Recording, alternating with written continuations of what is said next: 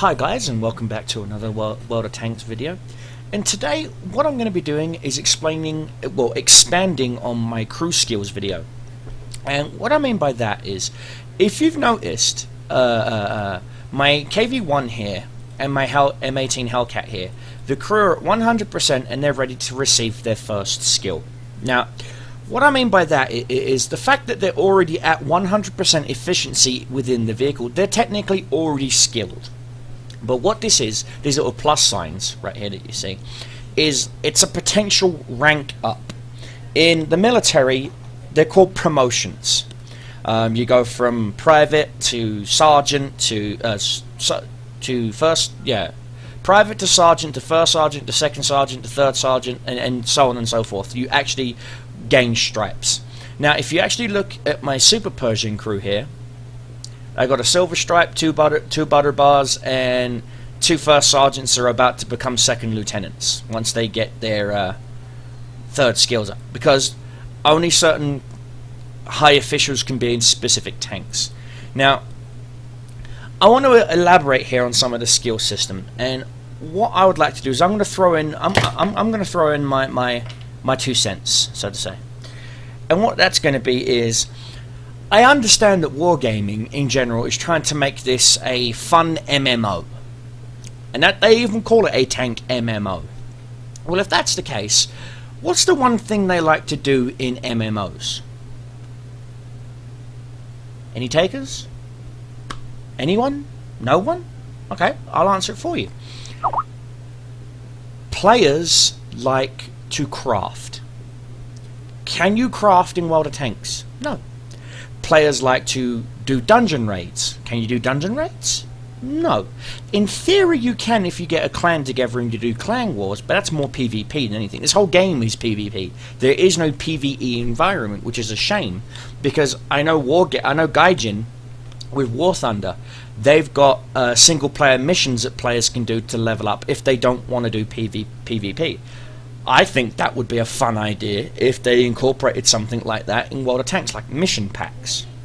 I.e., you spend, say, 1,000 gold for a mission pack, and the mission pack is for a specific nation, like American tanks only, Soviet tanks only, German tanks only, and you fight rivals in real battle zones like Stalingrad, Normandy, various El Alamein even. You know, it would be the Germans versus the British for the Battle of El Alamein. For Stalingrad, it would be Soviets versus Germans, and vice versa, etc., etc. And what you could do is, when you buy a mission pack, you get a very rare crew, basically. A crew that's already 100% and already have preset skills, i.e. you cannot retrain them, you cannot, you know, they're set with a preset of skills.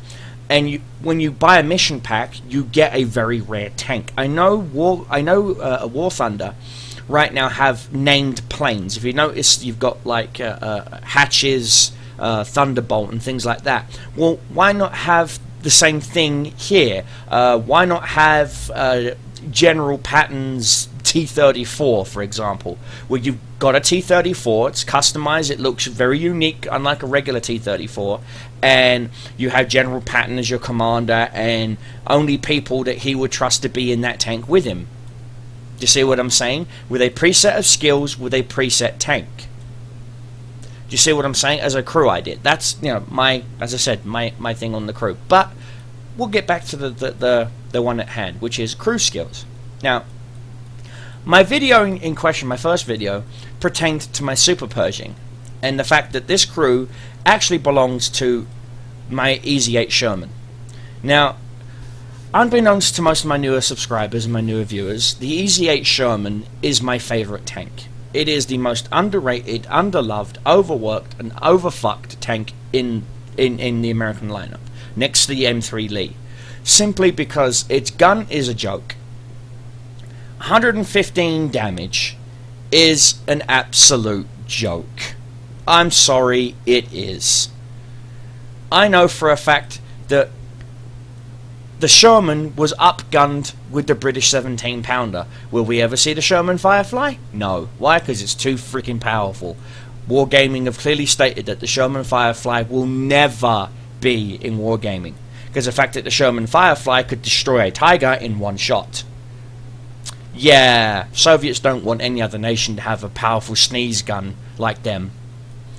Again, showing favoritism here, Wargaming. But we'll get back to the Pershing. You guys saw me add Recon, Deadeye, clutch braking, relaying, and I believe it was Adrenaline Rush. Yep, in the previous skills video. So I'm going to leave those as they are. Why? Because those skills just seem to work just nicely in my Pershing. So I'm going to leave the Super Purge / Sherman as it is. This video is going to cover heavy tanks and tank destroyers. I've already basically skill set up a light tank, and that would be the T-21, which apparently has disappeared on me. Let me go to the barracks for a second. As you can see, T-21. Here's my T-21 crew right here. 1, 2, 3, 4. Yep. Radio operator, light tank, T-21. Camouflage. It was almost a camouflage and 6 cents. Why? Because it was a passive scout. But unfortunately, for some reason, I must have sold the tank without realizing it. So fair enough. But we'll get to tank destroyers. Here is my Jackson. This was the very first Tier 6 tank destroyer I got. And so I have a unique fondness for this tank. And as you can see, I've already got 6 cents maxed out and camouflage maxed out. Next tier of skills they're working on is Mentor, Deadeye, Clutch Braking, Situational Awareness, and Safe Stowage. Why? Simply because this tank gets ammo racked quite easy, hence the Safe Stowage. Once those are all maxed out, the commander will get Camouflage to give me maximum camouflage rating, and the rest of these guys will be getting repairs. That's how it's going to work. And the 4th tier set of skills they're going to get is Brother in Arms. And then my tank destroyer is set. She's built. She's done. Any other EXP she accrues for her skill for the crew is just going to be icing on the cake, so to say. So, what am I going to do with this Hellcat? Well, a Hellcat is a completely different playstyle from a Jackson. A Jackson is... I know there are aggressive Jackson builds out there. I know there are. I know there are aggressive...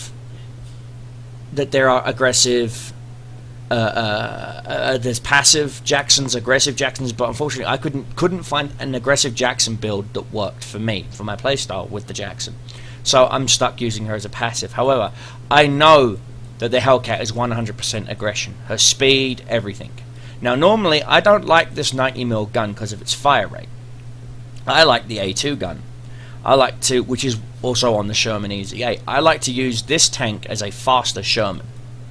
In which, in theory, she is. She's got a radial 16 engine that belonged into the P-46 Mustang aircraft. That's why she's so fast. She has an aircraft grade engine. Now, as you can see, I haven't spent a single point in their cruise skills yet, nor have I done that in the KV-1. Now, there's a reason why. Simply because 2 different tanks, 2 different playstyles. Now, what am I going to do with this heavy tank? Let's take a look at her. Her turret traverse speed is 24 degrees a second. Now, the actual hull traverse speed is 20 degrees a second. Now, we need to kind of speed that up a little. So, we'll look. And then, let's see. View range is 310, kind of junky. Signal range is 440, and that's even with the upgraded radio. See? So, her radio range is kind of sucky. So, what we want to do is, now, I've never been ammo wrecked in my KV-1, but I know you can be. So, I'm thinking about going with Safe Stowage. Increases the ammo rack durability by 12.5%. These shells do not come into contact, and so that shells do not come into contact with each other and explode. So, we've got Adrenaline Rush. Shortens the reload time by 9.1% when the vehicle is at 10% or less hit points. Now, again, both those perks only come in at 100%. So does Intuition. Now, Intuition only works best if you're firing multiple different shell types. It does not work if you're only firing one particular shell type. You will not reload faster if you only have one specific type of shell, which is kind of sad if you think about it, but you know, hey, that's life. Now, we could go with repairs, accelerates the repair of damaged modules, tracks, turret, gun, radio, engine even. But again, with my playstyle with the KV-1, I don't think that's going to help me. I honestly think that safe stowage or adrenaline rush will help me the best. So I'm going to go with safe stowage first and foremost, and that starts off at 11%. Woohoo, nice. Now, radio. There's no contest here.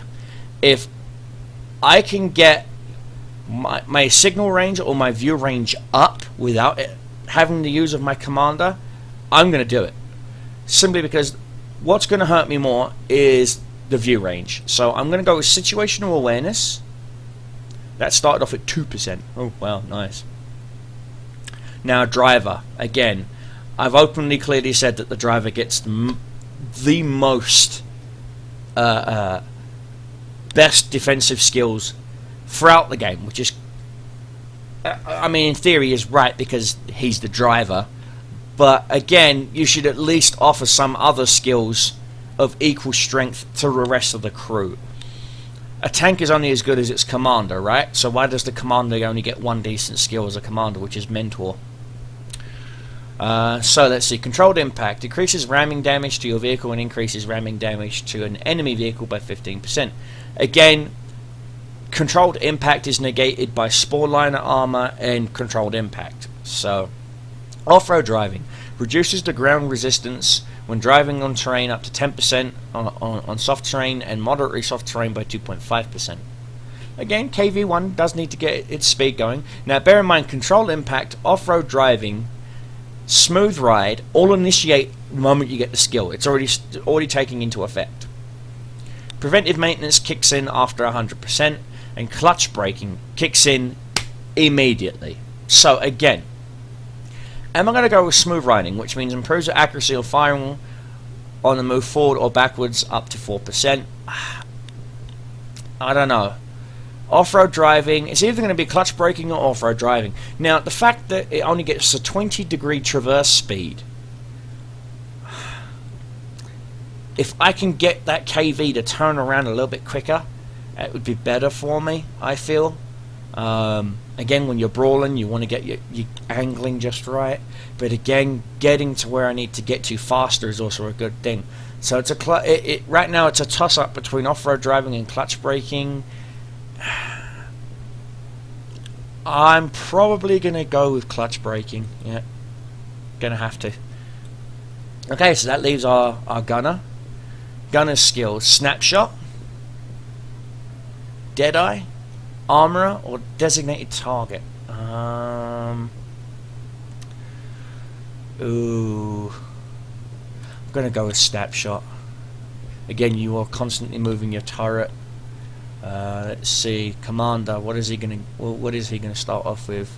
Sixth Sense, Eagle Eye, Recon, Mentor.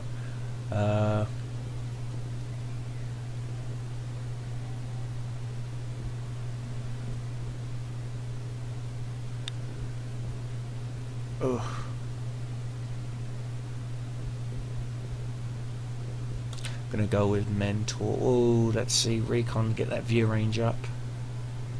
Recon increases view range by 2% and 20% when the observation devices are damaged. So it goes up when my observation device is damaged. That makes no sense. Nice one, Wargaming. Okay, so I'm gonna go with Mentor. And there we go, guys. That's a standard little heavy slug loadout for a KV-1. So let's give it a try and see how we do.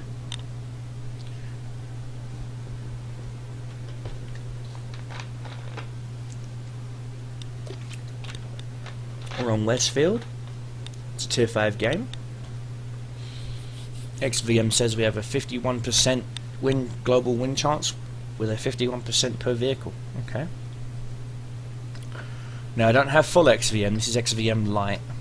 And as you can see, I do have a damage control panel down here, which tells me view range, reload times, armor, etc., etc., potential maximum damage, etc., etc., as you can see. Now let's see. We'll get to see the clutch braking immediately the moment I go to turn left, because that's what I plan on doing. I plan on turning left and trying to get as Many good, decent. Get this show on the road. Well, she's still only at 1%, but still, we can get something going. Again, this is one of those moments when I should have gotten the soft terrain driving, because I feel the soft terrain driving would have helped more. Okay, we've got contacts front, KV1, T46, Matilda, French M4, nice. Good spotting there, T49. Back up, back up. We need you alive. Smart T49. Spotted what he couldn't and got the hell out of there. He took some damage, he's down to 73%, so it does show a little bit of initiative. Okay, enemy T49. Contact front. Penetration. Ooh, good shot there. Enemy armor is hit. Nicely done. Now he got into safety. Whoa, hello. That would be artillery, that would be the M37. Our Panzer 38T's taking some hits. Now if you can get onto the slope side of this hill, artillery have a really hard time nailing you. So that's why I'm, again, getting some good turning in. Bear in mind that there is a Matilda. Right there, there's that French heavy. There's the Matilda. Of course, she's the closer target. Penetration. Side shot. Yep, now she's not ignoring me. Let's back up, back up. Try not to get hit. There's the enemy KV1 as well. Oh, they've lost the KV1. The Matilda's currently got 2 kills. They've just lost a BT7 and the Type 49. Good kill, good kill. Panzer 4 up on that hill. Unfortunately, I won't get shots into him. Not before the Matilda and a few others get shots into me. So let's push forward. Looks like they've tried to take city. Come on, come on, come on. Get down, get down, get down. Good shot. One of our tracks is damaged. Right through her. Penetration. Track hit. They killed our driver. We're covering his position. Matilda's Enemy dead. armor is destroyed. KV5, KV1, KV1, KV1. Enemy armor is damaged. He bounced. Ah, Panzer 4 got me. I know I shouldn't have stood there, but I did some damage, did what I could do. Did 1,009 damage. Took out a Matilda. Good time for our M4 and our Panzer 3 and our Stug to get around, and now that Panzer 4 who's hiding in the bush. Good shot, good shot. Push forward M4, push forward. Push forward. I wouldn't stay there, Mr. M4. Let's see, we've got a Panzer 3 holding off down low. Another Panzer 4 holding off. Stug. Wow, it's a German game today. But still, that's the skill sets I would use for a heavy. Again, it depends on your playstyle. Now let's take a look at this Hellcat, shall we? Now, view range of 370, which isn't that bad. Signal range of 750, so the signal range is just fine. I believe the cap for signal range is 900, I believe, or 1,000. Let's see, top speed 72, she will see that.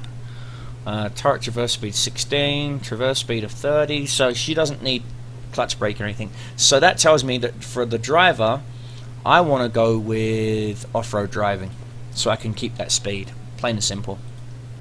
Loader, really no contest, safe stowage. She's an open top tank destroyer. Gonna need all the safety I can get. Radio operator, let's see, ooh, diddly do, diddly do, diddly do. I'm gonna go with situational awareness to increase my view range. As for the gunner, definitely no contest. Snapshot, help improve my aim while stationary. And what else are we going to go with? For the commander, should go with mentor, recon, Actually, you know what? I'm going to start her off early with Sixth Sense. Once that maxes out, the rest of you guys are getting camouflage, and that way he can get camouflage too. So the next round of skills will all just be flat out camo, which will take effect immediately. Now, let's get into a game with the Tank Destroyer and see how we do with those current skills. Okay, on Cliff, good little game, good little game. Enemy have a box tank. What else they got?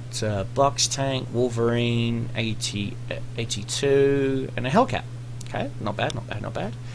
KV-1S, Cromwell. Okay, so they got some speed. Let's see what they got. They got a Hellcat, T-49, Crusader, and a T-50. So most of the combat is most likely going to be on the Echo Foxtrot 6-7 area, and in this little square patch here.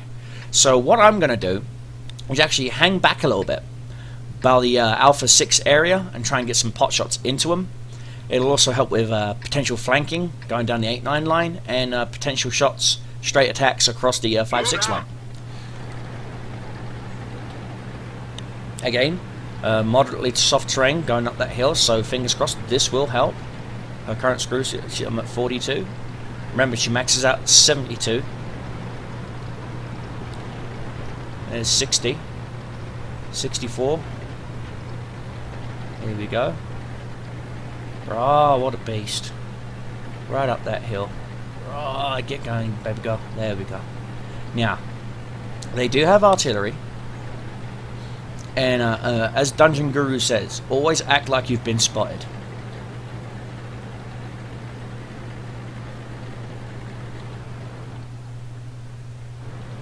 So I'm just going to play it smart, stay back, and give covering fire. Okay. Enemy Cromwell is lit up. Enemy T-50 is lit up. T-50 has now been destroyed. He YOLO'd. Nice shot, SU-100. Cromwell, full health. Crusader, there it is. There's their little hill spotter. Fortunately, I won't get no camo bonus being out in the open like that, Dan. So better move, better move, better move. Remember, always act like you've been spotted. That Crusader's not going to push his luck. If he does, he's not that bright.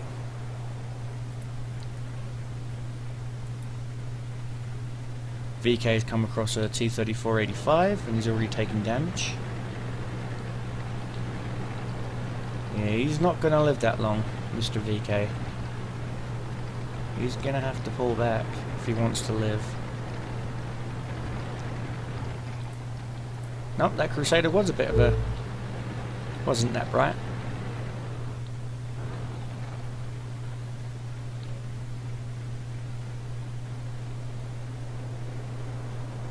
They've lost a Hellcat, a Cromwell, T-50. So they've lost a lot of their fast tanks. So it's kind of odd. But let's see if we can't get some supporting shots in here and help this VK a little.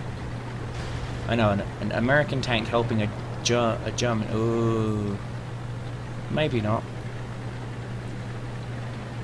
And no, I've been spotted now. Time to vamos, as they say. We've got a Matilda here. Poor little thing. Turn around. There he is.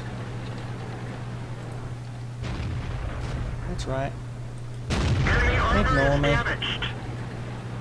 Let me do my thing. Goodbye. Again, you know, use the terrain for your cover. Their artillery is dead, so I'm not worried about that. I'm more worried about that box tank. And we've just lost eyes center. So there's their box tank. Is he up high? He is. He is up high. I might be able to get some sneaky shots into him.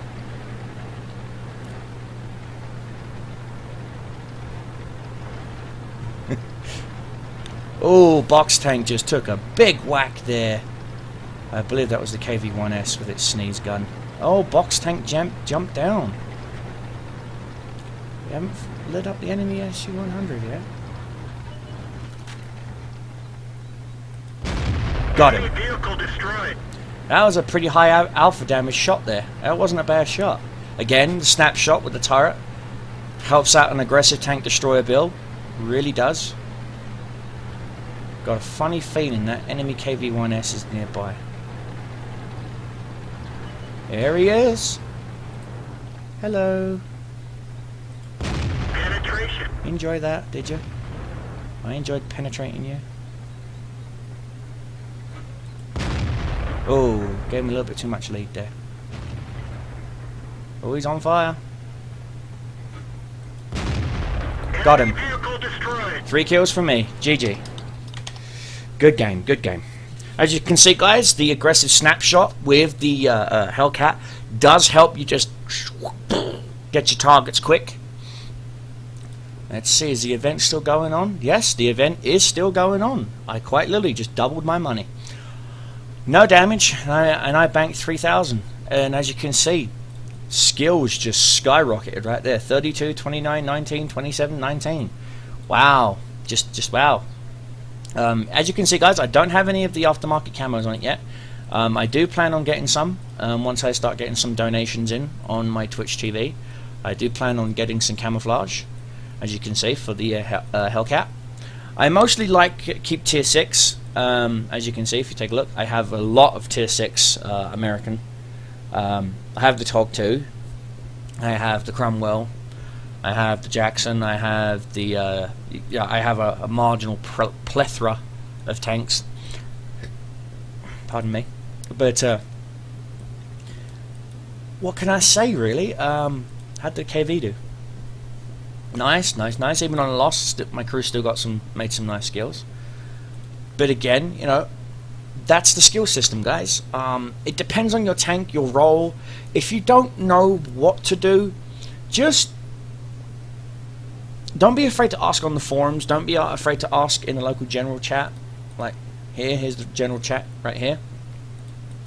And you know, just don't be afraid to ask. You know, ask even fellow gamers after the battle, of course, or even before. Just ask. Don't be afraid to ask questions. The only question unasked is the only question unasked is the dumbest question in the world. Okay, so ask. Don't be afraid. Just ask. Okay, guys. And this is an update addendum. Well, learn to speak now. Addendum to the skills video you saw me do with involving the Super Purge / Easy 8, as you can see. So, as always, guys, when it comes to the skills, don't go rushing in. Don't immediately listen to everyone. Play around with what you think would work best for you. Okay? As you can see, I've got skills in this KV-1. Again, we noticed that the clutch braking really wasn't the problem, the smooth ground was, you know, so I may end up replacing that at a later date with soft terrain. As you can see, my Germans are only still in their 70s. I'm going back down the German line. Tech tree, the Germans. As you can see, I'm trying to get to the VK301H and the VK3D, simply because I want to go down the Panther 2 to the Leopold. As you can see. I'm not going the Afghan Panther line. I'm not going this line. Not my cup of tea. I'm actually just going to stick with those lines. Then eventually double back and get me the Tiger. I may branch up into the 3601H, get me the Tiger, then get the Tiger 2, and not get the Tiger P right away, and then use the free EXP to grind and get the Tiger P for my collection. Where I stand on the American front, as you guys can see, I've got my Pershing, I've got my T25. I don't have the T25 AT just yet, but again, I'm holding off on the Jackson right now until until I can get the T57 Heavy and the E5 Patton and E4, sorry. Simply because I prefer turreted tank destroyers. And unfortunately, turreted tank destroyers do get the short end of the stick when it regards accuracy to their guns. But you know what? Hey, I can live with that.